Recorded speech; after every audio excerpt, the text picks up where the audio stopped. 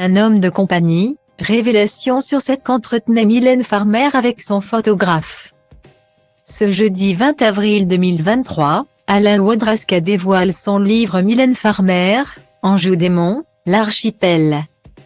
Pour les besoins de son enquête, il s'est entretenu avec Christophe Mourtet, comme l'a repéré Télé Loisirs.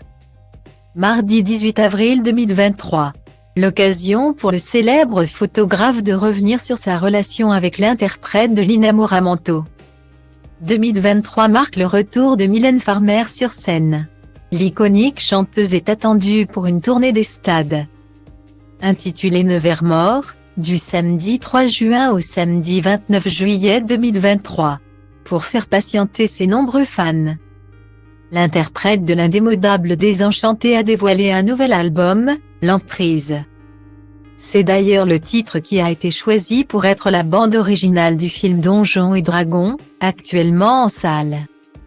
Selon la production du film, dans une interview accordée à Téléstar, Mylène a demandé à voir le film.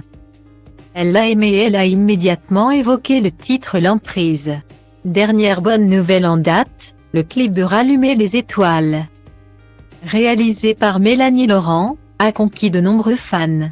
Outre ses projets professionnels, la vie privée de Mylène Farmer reste un secret bien protégé.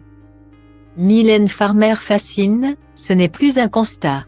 Pour les besoins de son livre Mylène Farmer, Anjou démon, publié le jeudi 20 avril 2023, l'archipel, Alain Wodraska est allé à la rencontre de ceux qui ont été proches de la chanteuse de 61 ans. Dans l'un des passages repérés par Télé Loisirs, l'auteur a interrogé Christophe Mourtet, le photographe de l'artiste entre 1986 et 1988. Il évoque ainsi sa relation, assez étrange, avec l'interprète de Rêver. Côté travail, émotion, sensation, ça collait très bien entre nous et on a été en parfaite osmose dès le début. Raconte-t-il. Pas de doute, le courant est passé entre les deux individus. Alain Wodraska poursuit son enquête auprès de Christophe Mourtet. Le photographe de 63 ans revient sur son quotidien avec Mylène Farmer.